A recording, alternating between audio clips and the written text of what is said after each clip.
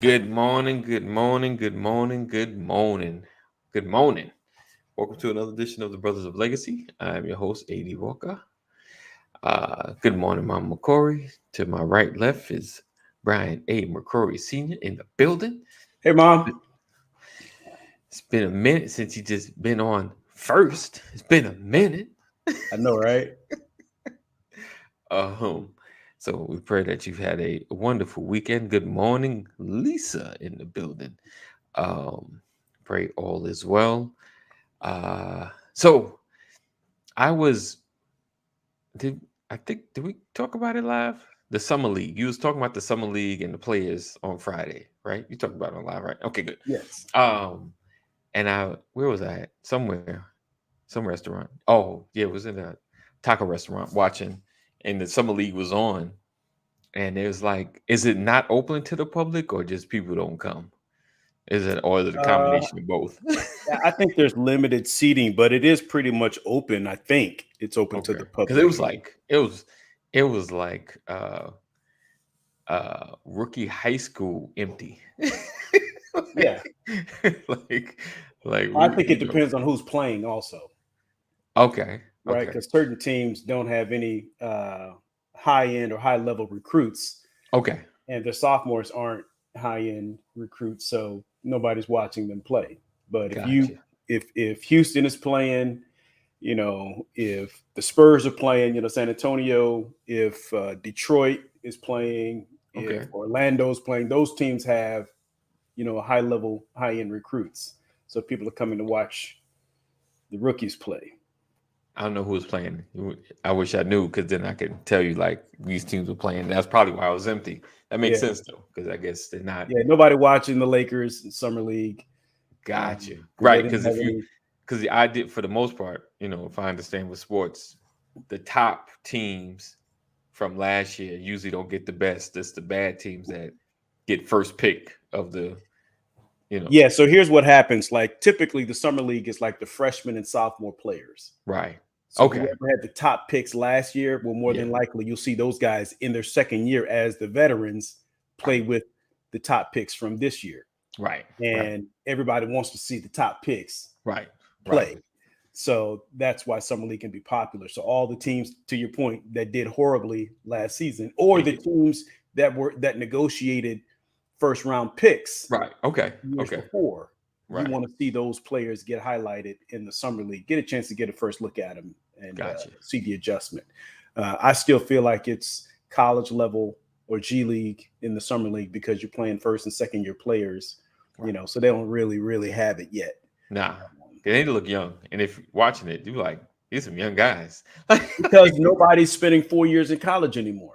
Right. That's the thing. Back in the day when we were coming up, you did 4 years in college and then Right. you went to the NBA. And it Now, was a pretty big thing if you was like leaving college. Like it yeah, was always like a big thing. Like you gonna leave? yeah, Like it was yeah, only a couple of them. they Kevin offering, you Garnett ready? didn't Yeah. go to college. He went straight to the league. Right. First player to go straight to the league from high school and make $100 million. You know, like one player, one Right. guy. Now everybody is one and Right. done. It used to be like Kentucky was known for the one and done players. Really? Duke was known for one and done players. You Wow. know, I don't know who else. Maybe oh, where did Carmelo? Syracuse. Okay. Yeah. Georgetown, Gotcha. Gotcha. those kind of guys. But Patrick Ewing played 4 years at Georgetown. Okay. Right. Okay. Yeah. Okay. I remember that. Yeah. Okay. It's So they interesting. came out of college as young men going into the league. Now you got Right. boys in the league, and that's why Right. Right. John Morant can't put the gun down. Right. Oh, so I watched some of that, not purposely, but just kind of checked it out. Just and as a note, movies not to watch on Netflix. If you liked Bird Box with Sandra Bullock, do not watch the new Bird Box. I think it's Bird Box Europe or something. It's basically like the incident happening in a different place, and it's horrible.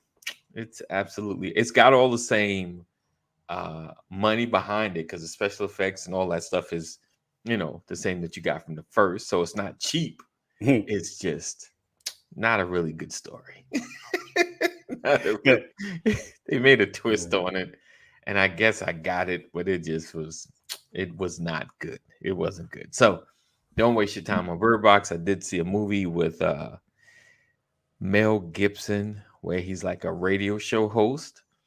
It's pretty good. It's got some twist in that.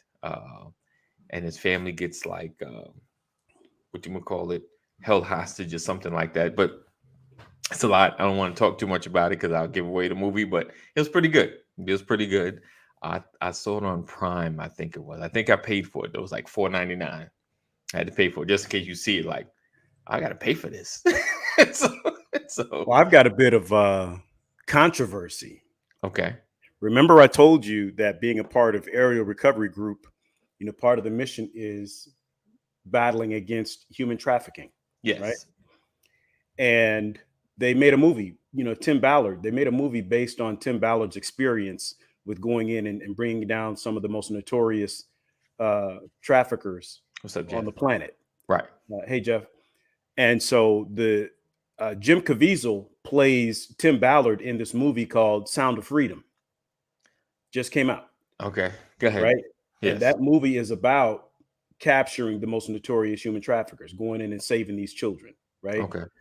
They partner with federal organizations. Tim Ballard is a former federal agent working undercover, used to go in and do that kind of stuff. And then he decided to start a non-for-profit.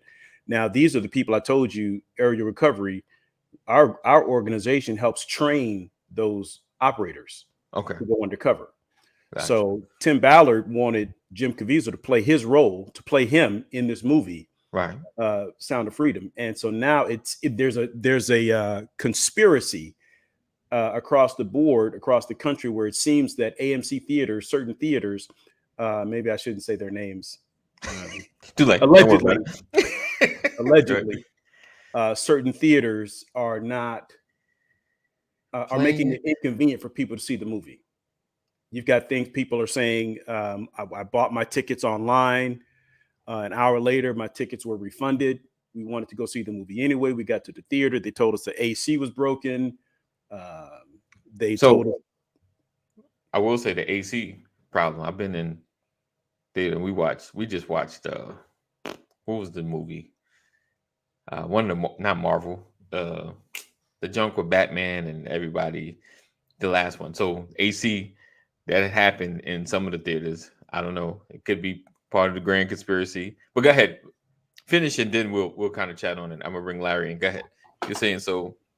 A conspiracy. Yeah, I just don't know. Hey, morning, Larry. I don't know how much truth there is to it, but there are a lot of stories floating around, right, where people are saying that the air conditioner works in every other room, but not in the room where the Sound of Freedom is playing. I got you. They've been told that the theater, the movie was sold out. They get to the theater and there's empty seats. Okay. And so now there's it's trending now on social media. They believe that there are certain powers in play that don't want this movie seen because of what it exposes and who it exposes. You got to remember that when it comes to the trafficking of children on a global scale, you have to have money to do that. Right. 100%. So it's people in high places that are supporting that type of market. Right. I got you. So you'd have to do your own research. This is just something that I'm getting back, that I'm hearing, because Aerial Recovery is so close to it. This is what we're getting. So I thought it was interesting. So what movie? Sound of Freedom. I ain't even hear of it. Yeah, I know. People were shocked that it actually got made. People were shocked that it actually made it to the theater. No one expected the movie to make it because of the content, because of the subject matter, the trafficking of Tim Ballard's story. Oh, wow. I mean, it's based because it's based on real information. Yes.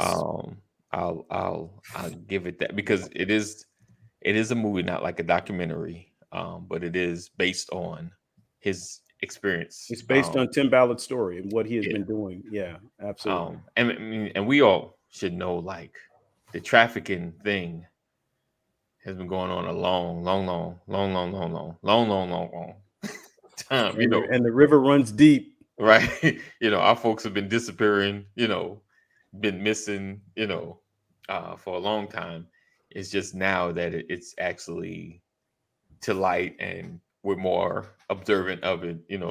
Like, I work at the airport, you watch a whole video about who to watch and how, like, different moods, people that are together, like kids with the parents, like, are they not eating? They look like they're with them, but they're not really with them. Yeah. Just things like that, I know, is now becoming a thing. I just looked it up. It came out July 4th. Apparently, it's grossed 85 million worldwide over against a $14 million budget. So it's made money. I don't know. He says it's funny. People keep saying, "Yeah, well, you can't tell you that's not true. It's making money." The challenge is, it's not about how much money it makes. It's about people being able to see it. No, I get what you're saying. I do hear you on that part. And a lot of those tickets, what happened is there are a lot of people who wanted this movie out there, so they started buying tickets and donating tickets for people to go see it. There were a lot of millionaires that bought tickets to put people in the seats because people didn't want folks to go see this movie. Right. So one of the things about Area Recovery is they're connected to a lot of money. Right. So several millionaires went out and bought, I don't know how many tickets, and just started giving them away to people. Not handing them literally, but making it possible for people to see the movie. So that's why it has grossed a lot of money as well. Right. So, but what they've done is there's videos of theater managers coming into the theater and telling people, we're going to give you a couple of options. You can come back and try to see the movie another time, or we'll give you a ticket to another movie, or we'll just refund your money. There's literally video of people, and the guy's like, well, it doesn't make sense.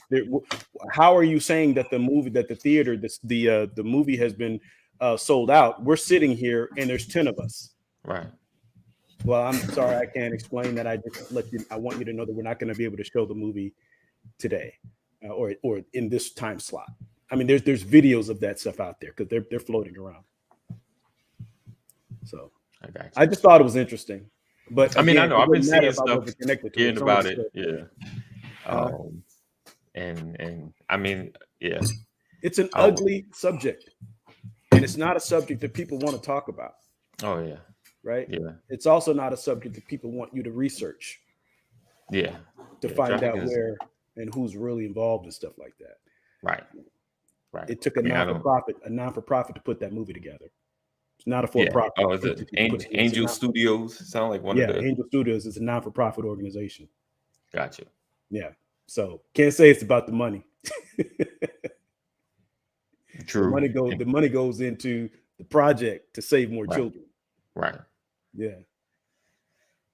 Yeah. I mean, I hear you, and I'm oh god. That's why I say I'm just bringing it up. I don't want anybody to hear me. Do your own research. Yeah. I am not. I mean, because like I've been hearing about the whole. Because like the thing is, I probably wouldn't have seen it. Like I've been hearing about it. Like like I don't know where I seen. Because sometimes I think, like if you make noise, people more likely to see things. You know what I'm saying? Like when people, try to hide stuff, that's when we get. The best way to get people out to the movie is tell them no one's letting you see it though. The movie, there's that conspiracy too. Getting all that out there. I know all that's out there. But what's funny is when the people behind the scenes. Yeah. That's the unique part, right? Having sat in a meeting with Tim Ballard talking, telling his story, like when you've had the opportunity to touch those people, right, and hear those testimonies, and hear them talk about their love for Christ and how the only reason Jim Caviezel was chosen to play the part? Is he's the only one that they would have allowed to play the part, Tim Ballard, because he knows he loves the Lord? Now, I don't know Jim Caviezel's life in the Lord, but I know Tim Ballard says he's the only one that I would trust in Hollywood to play this role. I mean, because I know he loves Jesus. Yeah, I got you. I mean, I like him as an actor. I like him on a person of interest. He's always got that, I don't know him personally, and I've never seen him be messy. So, right. It's like, he's not one of them actors that has a messy outside life or, or public life. What's up, Kaneem? Good morning, sir. AKA What's going on, gentlemen? Murray Keith. Like an F. Murray. How you gentlemen doing this morning? Good morning, Kaneem. Man, it is always a pleasure to see y'all faces. So right now we're looking like the Sesame Street game they used to play. One of these 4 of these things are here, but one of these things, don't belong here. Hey, hold on. Three of them are the same. You don't belong there. Hold on now, Larry. Hold on now. Wait up. Let me finish. Let me finish, Kaneem. My brother. You got on a red shirt. I have on a red shirt. Okay. Oh, okay. AD has on a red shirt. Oh. Okay. I thought I was the odd man out. See? Because I was outside. I was outside. I don't know how this happened. I'm like, wait a second. I'm looking like, oh, wow. Yeah. So I guess you should always let people express themselves before you interrupt them. Yeah, just a little bit. Yeah. There we go. Hey, I ain't even mad at you. As long as they don't say that of Cowboys. That's hilarious. I ain't even mad at you. I know it was They the ready blood. so you don't have to get ready. I know it was the blood. There we go. Great minds think alike. See, I realized he picked it up from behind, so he had it. Right. Wow. It's better than God. No, God is great and greatly to be praised. Now who's with one accord? There we go. There you go. Oh my God. It almost looked like Christmas. Already started, brother. That sounds like a Santa Claus joke. There we go. All right, well, I guess. Anyway, how you gentlemen been, man? I feel like I ain't seen y'all in forever, man. Listen, I thought the joke was going to be the one person with a beard that has no gray in it. Ooh, that's that's another one there. Yeah. Because he uses that cocoa bean. Oh, is that what it is? He do that cocoa bean. Oh, that's what it is. Midnight cocoa bean. Oh, he got plants and herbs. Is that what it is? Like, it's just not as many. It's in there. I can't lie. It's in there. Yeah. It's not as many. Yeah, I got a little bit of gray. Just a little bit of gray. What I miss on the topic there, brothers? I didn't even see the topic. We didn't kick it off yet, but we were talking about. I was talking about bad movies. Right up my alley. Talking about Sound of Freedom, not as a bad movie, but just the conspiracy behind that. We talked about the Summer Basketball League. We're gonna stop on that. We're not gonna dig too far into that. But what? Bad movie this weekend. Bird Box. Oh Lord, you talking about the one that's in the sequel came out? Yeah, don't get that face like it's a foreign film though. It's not an American film. Yeah, that too. But it's a sequel to the one, It's not really like a sequel. Technically, it's stand on its own. Yeah, it's kind of like where the same incident happened, just in a different part of the country. Like it's just showing a different part of the world, basically. The first one was Boo Boo, so I know this one is Boo Boo. You know what I'm saying? But here you go. If you see that you see that looking at something is affecting somebody, right? Why would you lock yourself in a room and say, "I'm gonna try to watch it. I'm immune to this." Have y'all ever seen The Quiet Place? Oh no. Man, yeah. That was Boo Boo. Come on. I learned how to sign I love you. Then I really love you. And that's the only thing you got out that movie. Hey, That's my it. man went out. You know, he was like, hey. He made sure Okay. his daughter knew where she stood in his life as they was getting cut short. Oh, I'm saying, but they didn't say not one word through the whole movie. Cause if you did, you got 86. But that's what made it. That's what made it boo boo. That's exactly what made it. It wasn't enough action. Wasn't no Okay. dialogue. It's No just a bunch of scenes. Like, Dude. come on now. Why? When And then I when went to the movies and saw it. That's what I hate. I paid. I did too. I could have waited till I saw that on cable. I went to but when that boy was like, he already know better. He gonna get the rocket. He gonna let his family go ahead in front of him and start with the rocket. What did he think was going to happen? it obviously did pretty good. There's a part 2. It's 2 quiet Hey, places. and it was boo boo too. She had to get deliver a baby quietly. Who Delivered a baby? All right. Yeah, this is bad. That's bad. That sounds bad. Hey, what killed me was the baby with the little oxygen mask. Boo boo, boo boo. There you go. Look at that. Rod said, "Action speaks louder than words." Yeah. Come on, Rod. Come on now, Rod. Wasn't no action, Rod. It was 5 minutes of action, and it was at the end. Go on and say it was the subtitles for you. It was the subtitles. Oh, okay.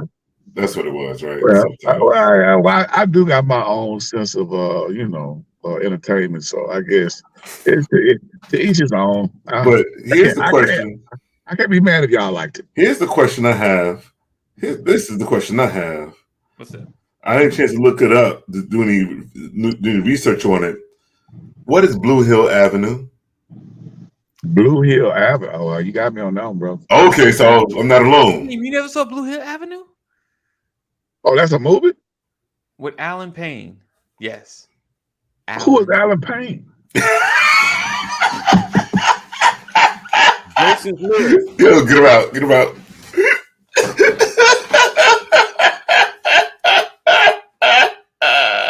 Sit your $5 behind down before I make change. Alan, he was pointing to Alan Payne. What? Two. From New Jack City. Oh my goodness. No, he didn't. Oh man. Cosby Show. No. I thought wasn't he on Jason's lyrics? I think he was kidding. Yeah, Jason's lyrics. Yep. Jason Lyrics. I think he was kidding. I was dead for real. Who was Alan Payne? Remember Jason Lyrics? With Jada Pinkett? With Jada Pinkett?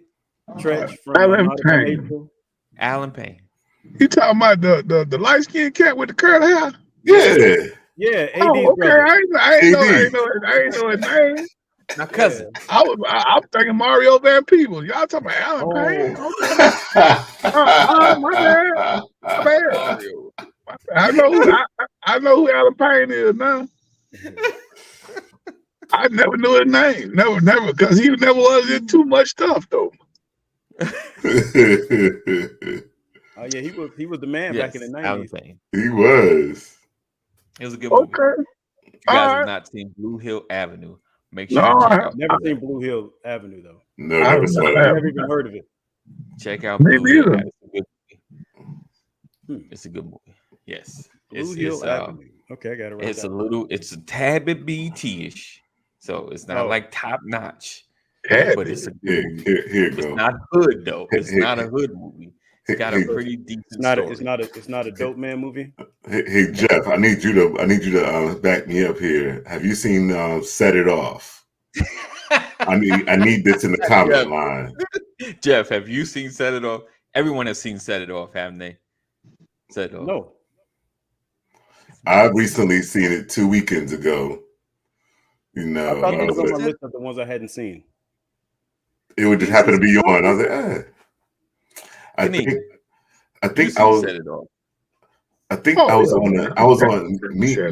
Me and Jada Pinkett was having a timeout. That's why I didn't watch it.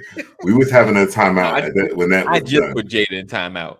old Jada. I love old Jada. Yeah, but Different World Jada. I like that. Jada. Yeah, but when by the time Set It Off came out, I put her on timeout. I used to be in love with Jada. She was in timeout. She did me wrong, so she was in timeout. So that's why I didn't see it. How did you wrong? I don't remember. I don't remember what she did. She did something. But when she was Niobe, I was like, okay, you can come back a little bit. Right now, Sam, you're in the midst of that was Set It Off was Jada with the braids, right? Yeah. Okay. I mean, they all had braids at some point in that movie, didn't they? Oh, maybe. Yeah. I didn't see it. So I remember Jada had braids in that season. Yeah. Yeah. At some point, I think they all had it. They all had. Okay. I think they all had I think they all braided their hair. I think. Yeah. At some point. What's that other sister who was in that Tyler Perry movie? Wasn't she in Set It Off? Yeah, she was. I can't remember. Elise. Kimberly Elise. Yeah. Kimberly Elise. Yeah. Man, she's another actress that's gonna not get her fair shake. She gets. But did she do something? Did she get blacklisted or something like that? There's only room for a few. You got to remember, when you in Tyler Perry's crew, you kind of stick to his movies because it's guaranteed check, probably. Yeah. You ain't. Oh yeah. Studios have typecast Tyler Perry actors. I will give Tyler Perry a credit that he actually learned from somebody else, Master P. Tyler Perry learned the game from Master P. Because I don't know if y'all remember, Master P used to put out an album every week. He did. He's putting out a movie That's every right. week. Tyler Perry is putting out content every week. Whether it's a sitcom, a movie, a podcast, Tyler Perry is putting out content every week. Well, you can do that when you have your own studio. Master P started that, I'm telling you. But it's not. But the stuff is not good. This stuff ain't good. But it ain't bad though. But it ain't bad. It's just content. Eddie Murphy told on the industry many, many years ago when he talked about the making of Harlem Nights. Arsenio Hall asked him about his contract with whatever studio it was, and he said, "Oh man, I was under contract to make 3 movies, and we had made these movies, and somebody said you still owe us another movie." He's like, "Oh, you still Harlem Nights, rag on Harlem Nights." He just, you know what? I'm sick of you. Always ragging on Harlem Nights. Always, any opportunity, you get a rag. Hey, and Harlem Nights had a good point though. Harlem Nights had some taglines that still go to this day. Right. Harlem Nights good. Survived because Harlem Nights was riddled with comedic genius. He put all the right people in there. It was good though. I mean, that's part of making a great movie. Is the cast was a total zero. The rush to the end. Look, put everybody in the house and blow it up. That's it. Bam! That was dope. That's how you end the movie. That's how you finish. At least it had an ending. At least you sit there like, what? Nah, I need to rewatch. At least he ended it. Eddie Murphy says it was the worst thing. He said he felt guilty after making the movie. If that was his worst, shout out to him. Shout out. That wasn't his worst. I definitely wasn't his worst. Best Defense was his worst. No, the vampire movie. What was that vampire? Oh, you're talking Vampire in Brooklyn. Vampire in Brooklyn was the absolute bottom of the barrel. Come on, man.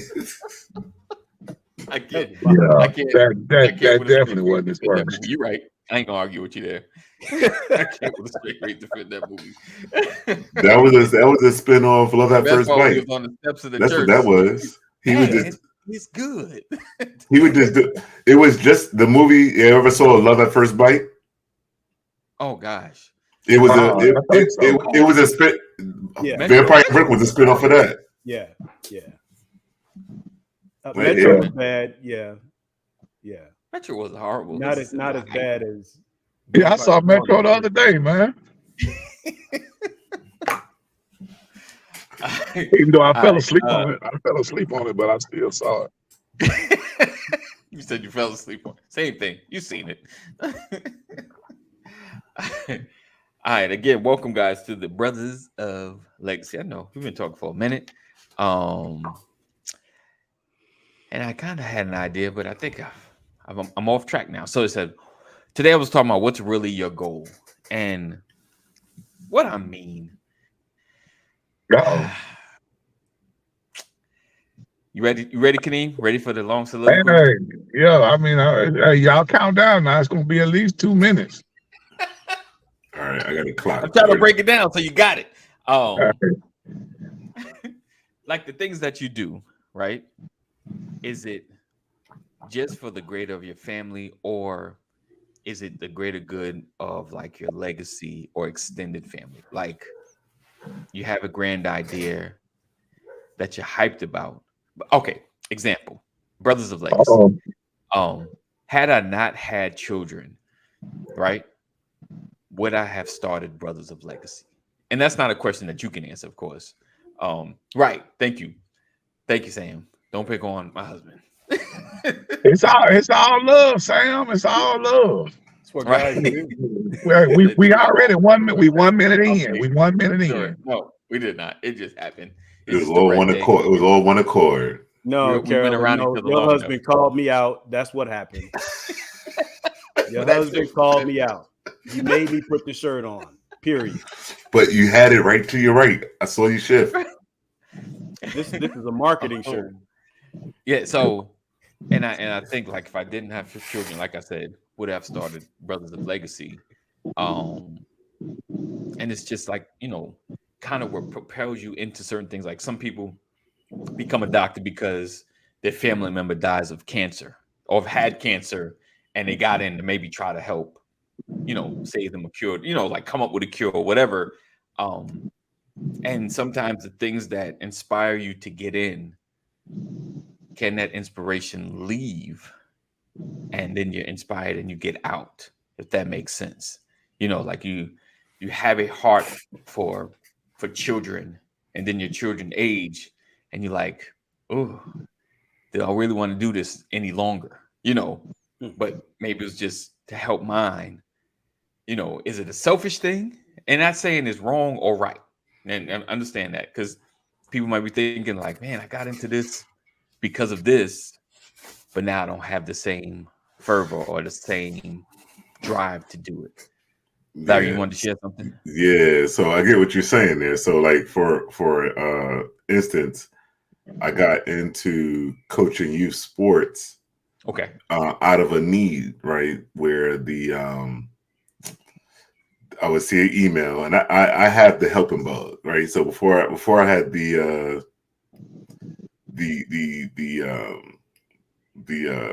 where crap, what is it? Well, whatever. But I have the helping bug, right? So if somebody says, "Hey, I need help with something," I'm gonna be like, if I could do it without injury to myself, I'm all in, right? So they put out the email like, "Hey, we need coaches and all this stuff." I'm like, "All right, fine, I'll do it." Right? And that's how I got into coaching Little League. Then it was I backed out of football because I was like, nope, I don't want to be that coach that runs the kid over to teach him how to block, right? So, but basketball, when my son got into basketball, I was coaching then because again, it was a need for coaches, so I got in, and basketball, it was one of my loves. I love to play, so it's like, all right, and I was in it.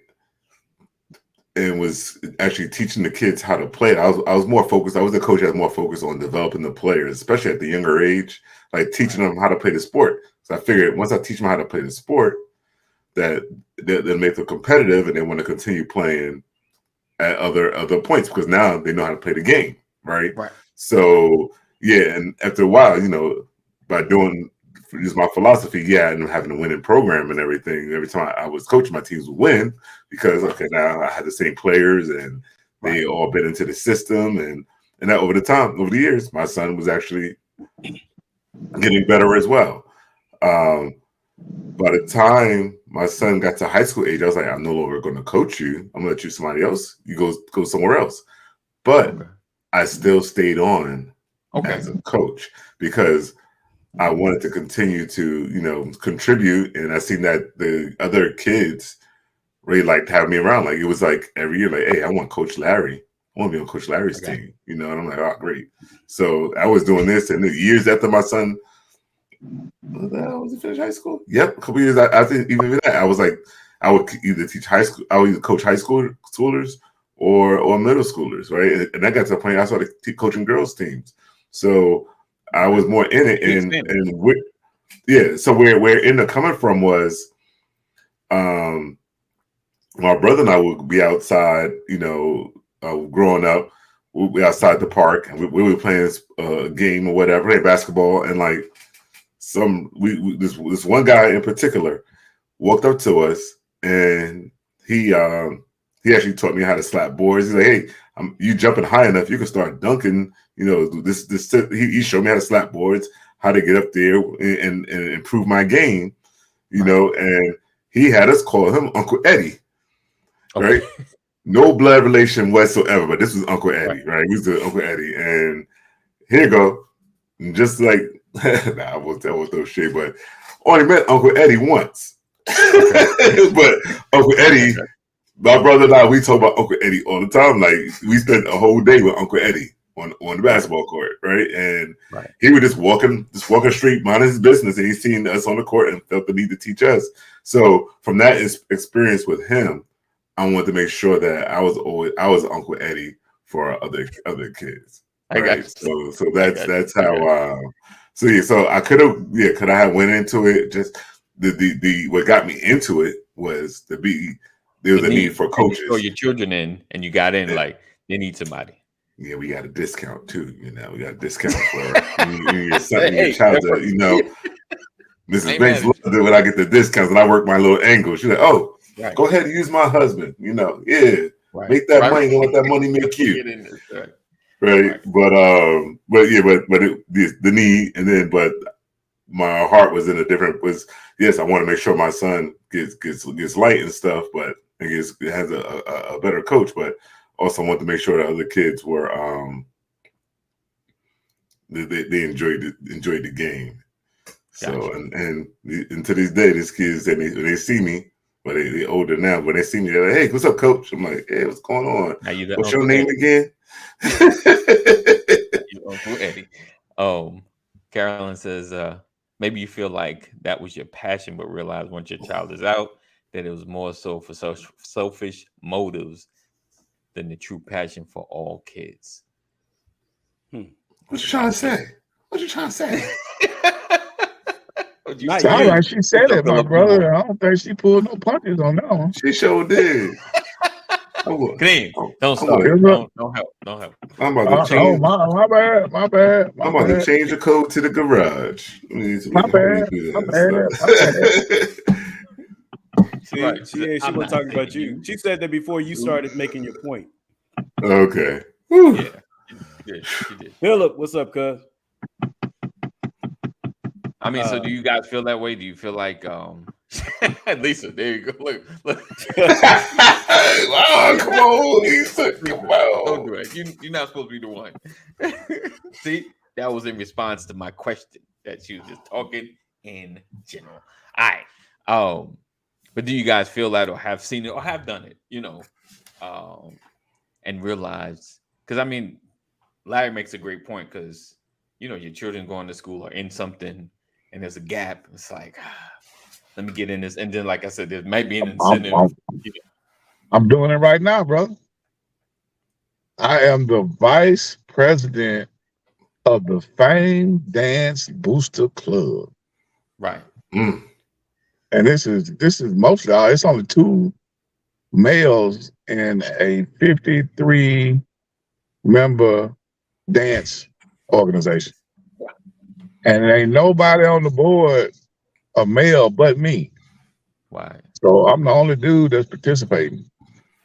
So yeah, and don't get me wrong, back in the day I was in a dance group. Right. But I ain't done no dancing in like that. Yeah, I ain't done no dancing like that. Because I was in my 20s, you know what I'm saying? Like so I'm like, but I'm doing it for my daughter. You know what I mean? So Right. I'm doing all this just to, kind of like fill a void or fill a need that they Right. didn't have. Because as the kids graduate, their parents leave the board. My Right. child is no longer in dance, so why am Why am I I here? going? I mean, matter of fact, my child is no longer at this school. Right. What? Right. Because they graduated high school. You know what I'm Right. saying? Why am I here? So my daughter being in 11th grade, where I've been doing it since she was a freshman. So this will be my 3rd year. So I Right. got this year, then I got next year, then I'll be done as a booster member. Right. But yeah, that's what I'm doing now, man. I mean, yeah, I say it's for the kids, but it's really for my daughter. You know what I'm saying? But the kids get to have access to everything that I'm doing for her. You Right. know what I'm saying? So if I'm bringing snacks, I'm going to get lunch for all these Certainly. folks. I'm collecting money. I'm trying to make sure that everybody at a specific area without going in and out. No boys allowed. If you're not in a, I'm like security, Right. chef, and chauffeur all at the same time. You know what I'm saying? What's up, But Ashley? I got 2 more years of it, and then I'll be done. Okay, so you making it plain like when they age out, we all Hey, age out.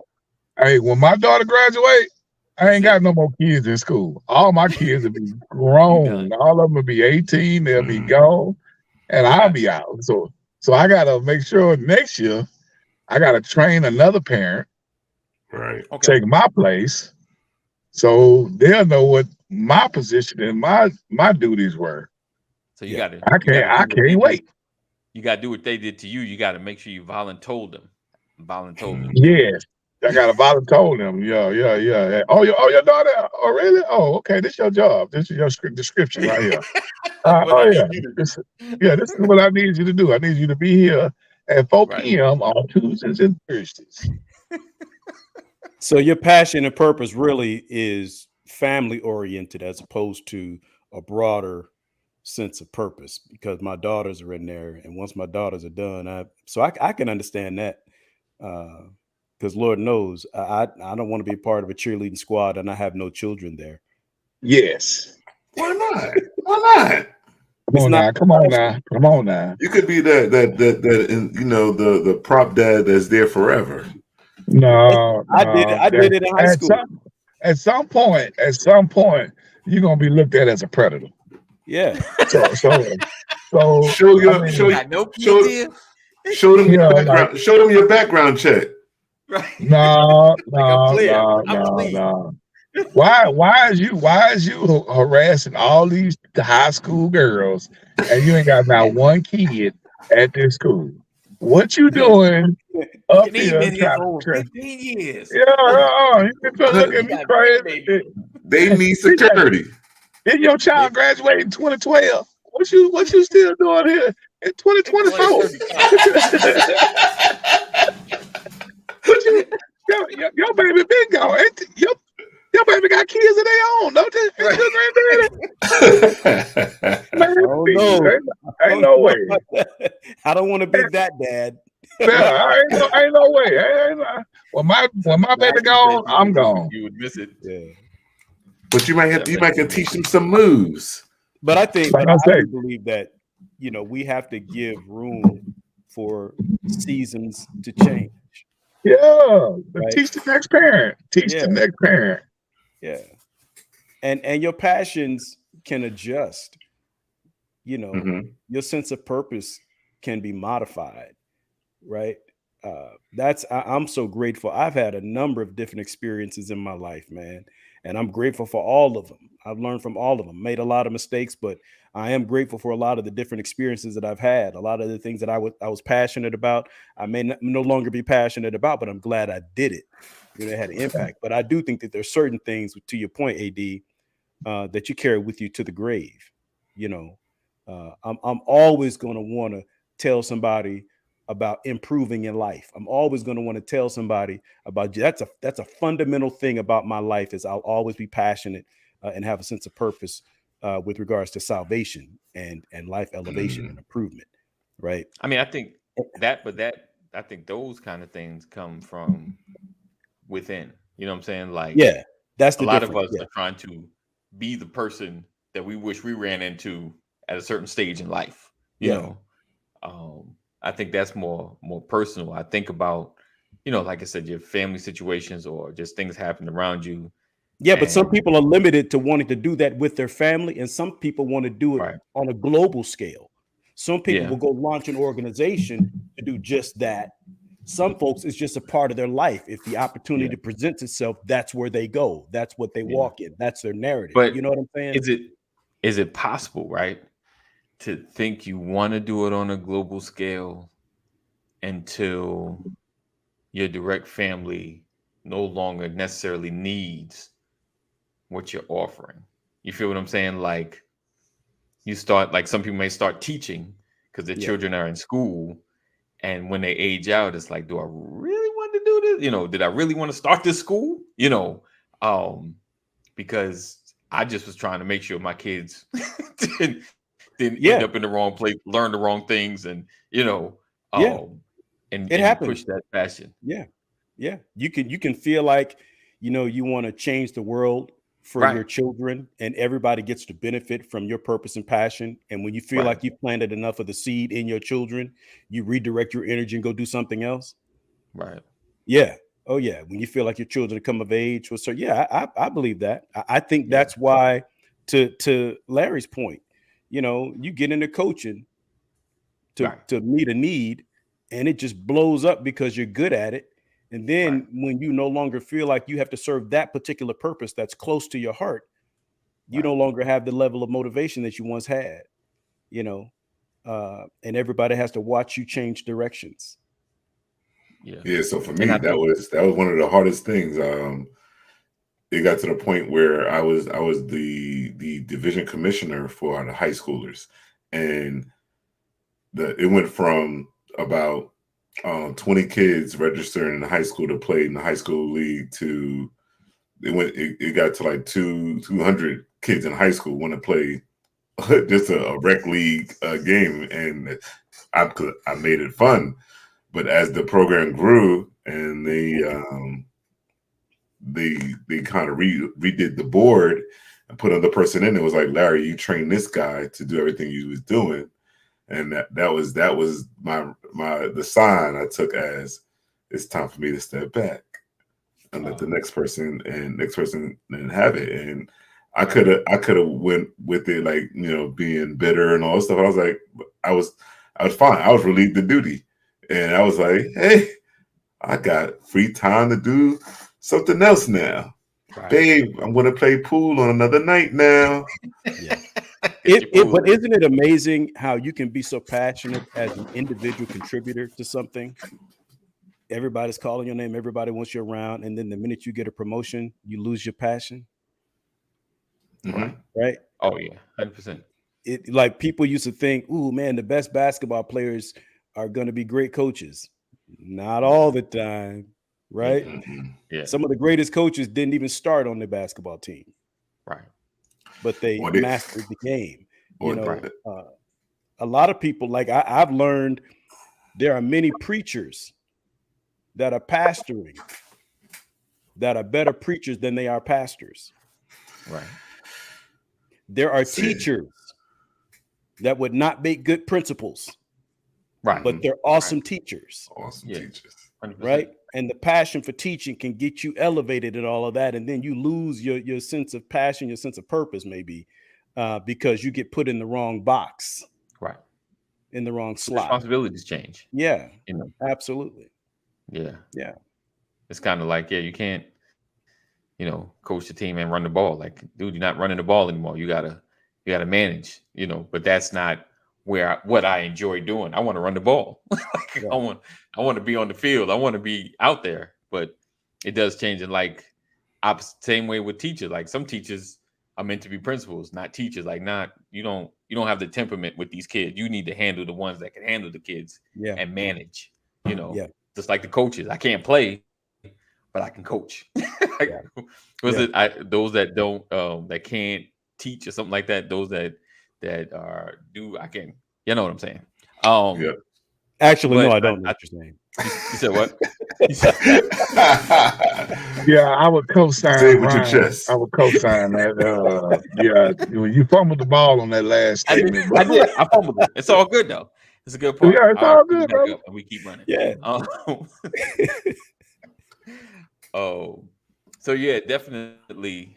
I wanted to kind of have that conversation because are we honest about our intentions when we start, or maybe honest with ourselves, or maybe we don't really have that conversation, until your child ages out. Like Kaneem, he's already know, like when y'all done, I'm done. Like, You're like, I'm out. I'm here. Well, I'm here for I'm an y'all. extremist man. by nature, though. You said what? I'm an extremist, Okay. right? So when I grab something, I'm all in. Right. Mhm. So I go to the extreme. When I got my motorcycle, I wasn't gonna stop till I had a Harley. When I go bowling, I'm not gonna stop till I'm averaging 200. Right. I mean, it's like whatever I'm in, I'm all the way in, and then I let it run its full course, and then I change directions. Mm. And sometimes it works out great, sometimes it doesn't work out so great. But I've come to the realization that I'm an extremist. Gotcha. He said, Jeff says, just because some people are good at one level doesn't mean they're good at another level. True indeed. Yeah. True indeed. My man, Jeff. What up, Jeff? He still ain't tell us if he's seen Set It Off, but we don't let that slide. Jeff, have you seen Set It Off? It's got Queen Latifah, Jada Pinkett, I and need you to vindicate my character right now. Jeff. Oh, my if card, Jeff my, said he's ca- seen my it, card, my card is I on the would say line. no, he hasn't seen it. Yeah, because my card is on the Yeah, line. If he's seen it before me, then I have to relinquish my card. Oh, it is. We were placing you with Jeff. Jeff is coming through. Yes. Yeah. My man.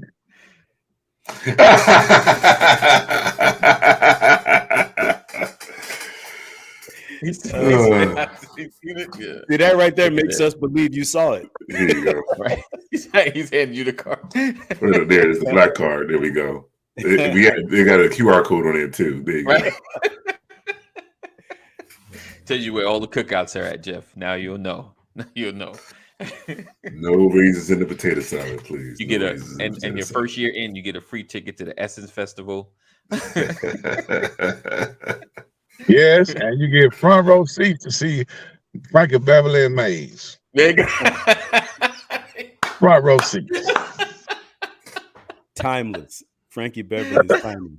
That was good. That was good.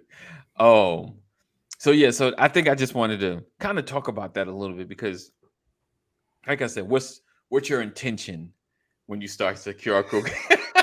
That's good. QR code gets me into the barbershop. They start looking like I go, oh, what's up, brother? Oh, yeah. Scan that card right quick. Hey, fellas, I got to jump, man. Y'all enjoy the rest of it. Yes, sir. Yes, sir. Yes, sir. We're about All to get right, out of here. take care, Appreciate you, Kaneem. Kaneem, coming through. So yeah, I just kind of wanted to talk about, because we have intentions when we start certain things and programs or processes that we want to get into.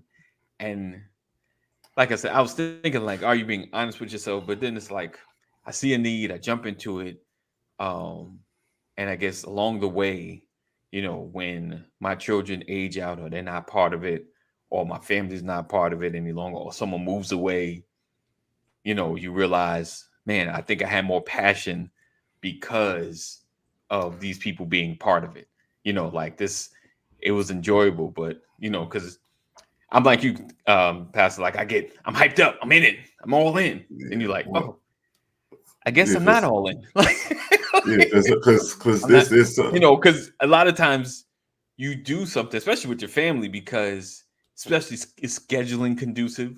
It's like, well, we're all here. I'm all here. I might as well.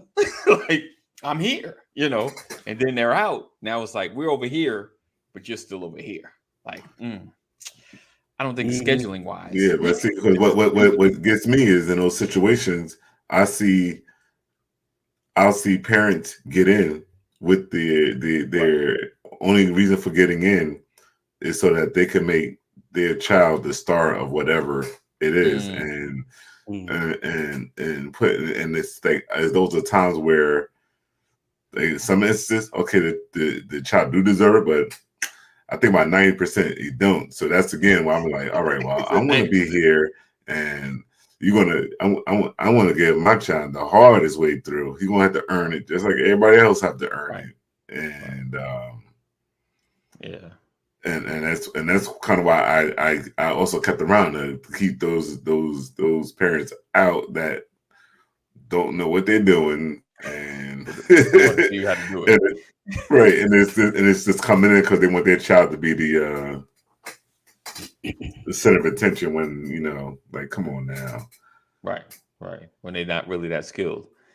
Yeah, your child can't even bounce the ball. Why are you gonna make them the point guard? Not the child can't even bounce. And they're gonna blame the teammate for not catching the ball, not helping them. Like, you know. I got so you. Those are, I think, are the worst intentions. When those parents that they do get in, like, I don't mind people helping and stuff, but they come in and they're like, yeah. And then you hear the other parents like, why isn't this person starting? Why they keep starting that person? And then you hear the parent, that's because that's Jeb's son, Kyle. That's Jeff's son. Jeff's son gets priority. Yeah. No doubt. So yeah, hopefully just having a little bit of a lighter conversation. Appreciate you guys for being here, rocking with us. Another edition of the Brothers of Legacy. Stay connected. Text LWN to 84576. Text LWN to 84576. Make sure you guys check out The Sound of Freedom. You know, because I'm curious about the whole movie. Make sure you guys check it out. Not on bootleg. Make sure you pay for it. Right? He said, "Why I gotta be Jeb?" Yeah, I said Jeb. I didn't say Jeff. I said Jeb. So we look forward to seeing you guys tomorrow. Tomorrow's color is blue, so make sure everyone's wearing blue coming through. All right. You sound like the Wiz. It's like that Wiz scene. I have to be caught dead in red. Right. So we see you guys smooth tomorrow. and Stay blue. safe. Make good choices. 988. You or someone you love is having a mental health crisis. Make sure you dial 988.